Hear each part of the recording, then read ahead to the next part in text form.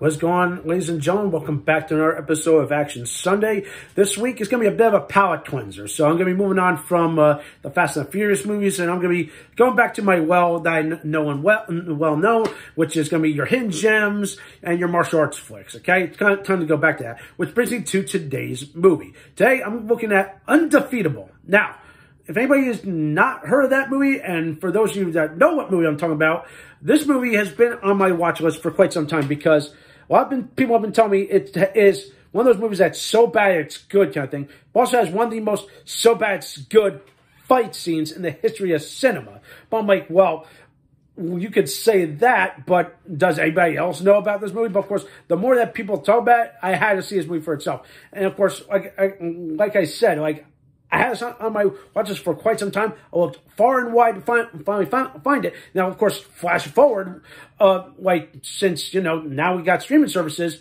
now I can finally stream it, and I finally was able to watch it on Freevee. So, yeah, and after watching this, boy, this is, people say it's so bad it's good.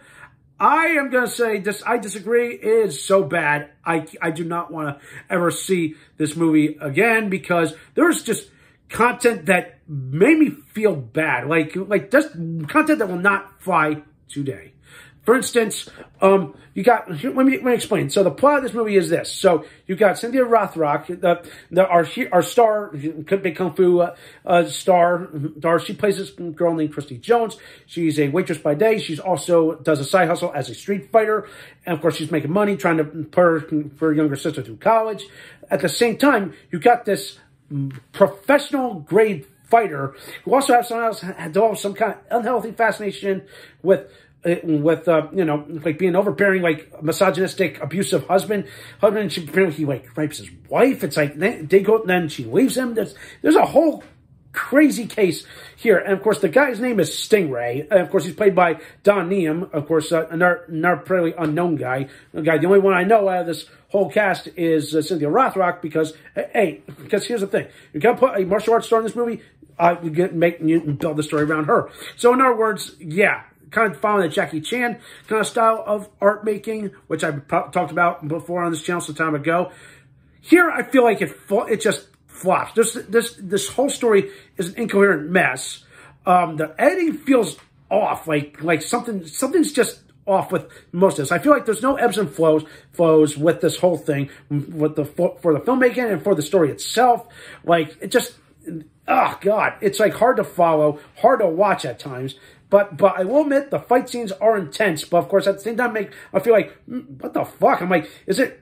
I feel like I'm watching a kung fu movie, Americanized. I'm like almost everyone every fight that's going on is everyone's somehow it seems to be adept with martial arts, even if it's the fights with Stingray going after these women that he presumes is his wife. It's again another crazy way to this interesting character, or I say crazy character, which makes me just makes my skin crawl. Everyone he fights with, then he kills them by plucking their eyes out, and I'm like, wow. I wonder how this is going to factor into the later movie. Well, obviously we all know how this goes for anybody that knows what happens in this movie with Undefeatable, which of course leads to, the most infamous so bad it's good fight. And now, why is it so bad it's good? Well, let's see. Some of the fight scenes, again, I like, but when you add in the unnecessary slow-mo, the overacting, noise and all this other crazy stuff, I'm like, wow. I feel like it's so, again, it's cheesy acting or overacting or underacting. It's so bad. Cynthia Rothrock, God bless her for trying to pull something together. Her and the guy who plays Nick Miller, who's the cop that she befriends or kind of hangs out with. At least those guys can kind of act, but everyone else just, oh my God, it's just terrible. So much one acting. This is why I just kind of left a bad taste in my mouth. But there's some crazy intense moments, especially when it comes to the final act, the infamous fight where you got you got the lead guy and the villain guy tearing off their shirts, their big burly, let's do this kind of thing. They're beating the shit out of each other. And then finally, of course, we all know what happens to Stingray. If anybody has seen this movie, you all know his fate in the end. Of course, it's so cheesy. It's like, yeah, see ya kind of thing. I'm like, oh my goodness. Obviously, if you know where I'm going with this, because the guy pokes out his eyes. But yeah, my God. Again, this thing was just a sloppy mess when it comes to editing and just storytelling. Everything else about it is like the redeeming part is the fights. Okay, Cynthia Rothrock does her best. I mean, she's not the worst thing in the world. I mean, I've seen worse kind of things. You know, aspiring like martial artists that want to become an actor. I mean, with all due respect, Michael Dudikoff. He's fine.